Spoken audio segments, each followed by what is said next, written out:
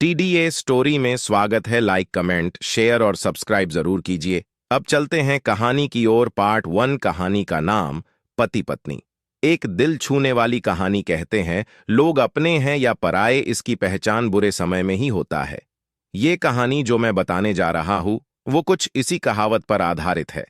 जवान लड़का और लड़की के प्यार में पड़ने के बाद शादी हो गई। इस लव स्टोरी में दोनों की समाज या उनके परिवार द्वारा कोई परीक्षा नहीं ली गई या दोनों का कोई विरोध नहीं किया गया। तो क्या ये एक हैप्पी स्टोरी थी?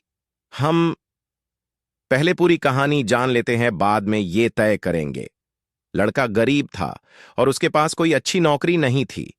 लड़की भी कोई अमीरों के खानदान से नहीं थी, फिर भी लड़के से थोड़ी अच्छी आर्थिक परिस्थितियों वाले परिवार से ताल्लुक रखती थी, मध्यम वर्ग से।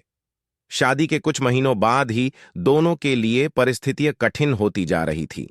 पति बड़ी मुश्किल से गुजर बसर करने लायक पैसे कमा पाता था।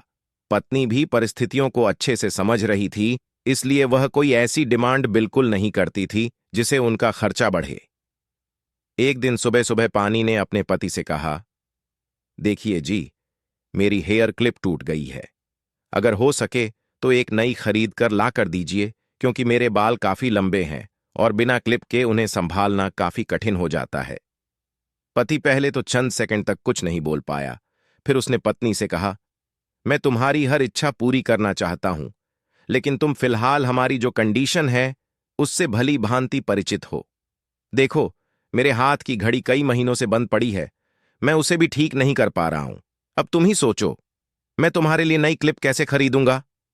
पति अपने काम के लिए निकल गया, लेकिन पूरा दिन वह यही सोचता रहा कि उसकी पत्नी ने पहली बार उससे कुछ मांगा था और ऐसी वस्तु मांगी थी जो उसे खुद ही अपनी पत्नी में सबसे ज्यादा अच्छी लगती थी, यानी कि बालों का रख रखाव करने की वस्तु।